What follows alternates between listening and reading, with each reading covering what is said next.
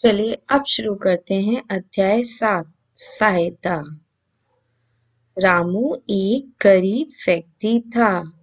वह सड़क पर सब्जियां और फल बेचकर गुजारा करता था। वह एक झोपड़ी में रहता था। उसके परिवार में उसकी पत्नी और 2 बच्चे थे। एक दिन उसकी झोपड़ी में आग लग गई। गांव के सारे लोग दौड़कर आए।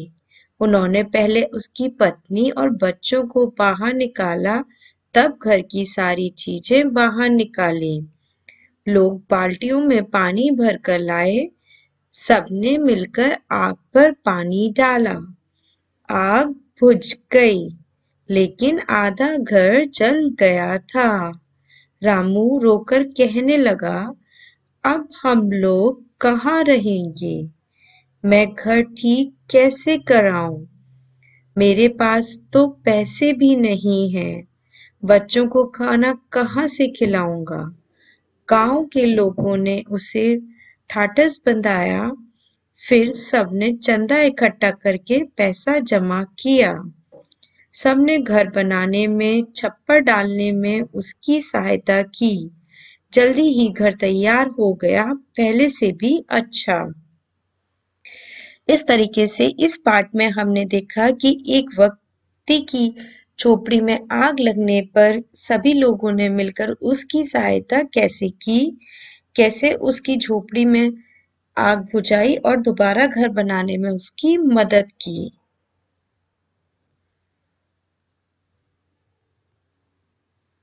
चलिए अब करते हैं शब्दार्थ।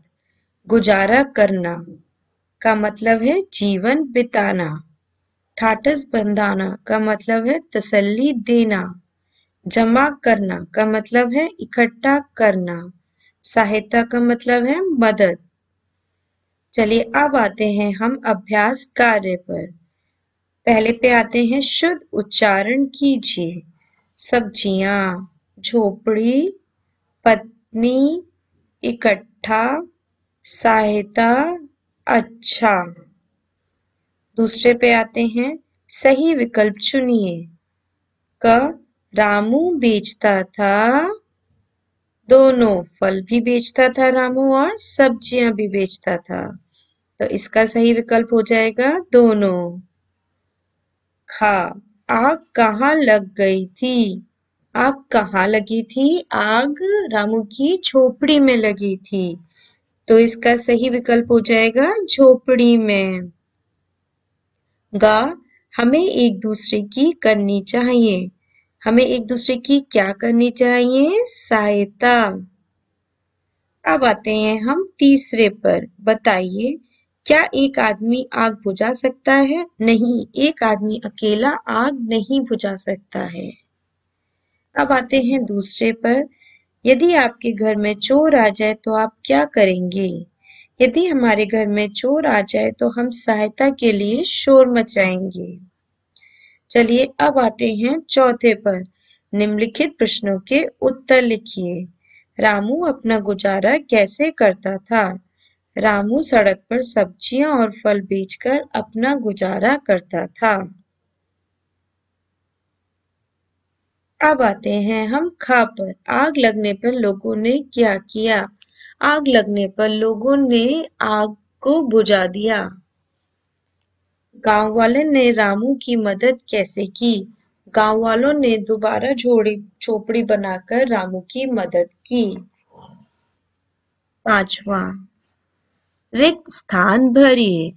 क रामू एक गरीब आदमी था। झोपड़ी में आग लग गई। आधा घर जल गया था। सबने रामू की सहायता की। चलिए अब आते हैं हम भाषा ज्ञान पर। पहला है सुलेख लिखिए।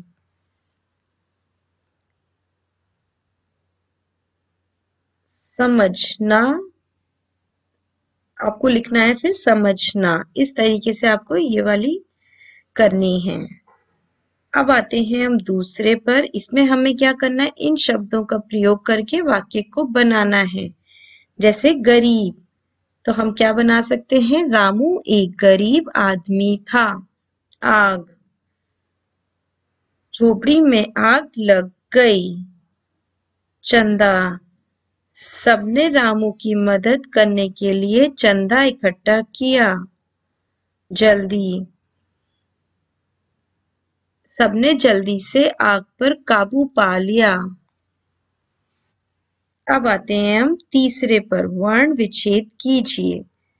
जैसे कि किया गया है पानी का पा आ न ई, ऐसे ही करना है हमें। इसमें गुजारा का क्या होगा? ग उ जा आ रा आ।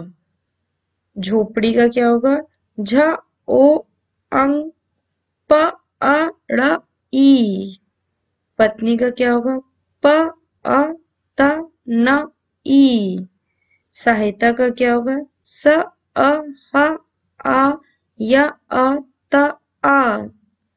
छप्पर का क्या होगा? छ अ प प अ र आ। इस तरीके से हमें वर्ण विच्छेद करने हैं। चलिए अब आते हैं हम चौथे पर। इसमें हमें बताना है कि इस कठिन परिस्थिति में आप क्या करेंगे। जैसे कि सड़क पर कार खराब हो गई, कार वाला अकेले उसे धक्का दे रहा है, तो इस परिस्थिति में आप क्या करेंगे? हमें उस कार वाले की मदद करनी चाहिए। दूसरा, चोर बैग छीनकर भाग रहा है, बैग वाला चोर के पीछे भाग रहा है, ऐसे में आप क्या करेंगे? हमें उसकी मदद करनी चाहिए। मकान में आग लगी है, मकान मालिक अकेले पानी डाल रहा है, इसमें आपकी उसकी मदद करनी चाहिए पानी डालने में। इस तरीके से इसमें आपको बताना है कि आप इस परिस्थिति में क्या करेंगे, कैसे दूसरे इंसान की सहायता करेंगे।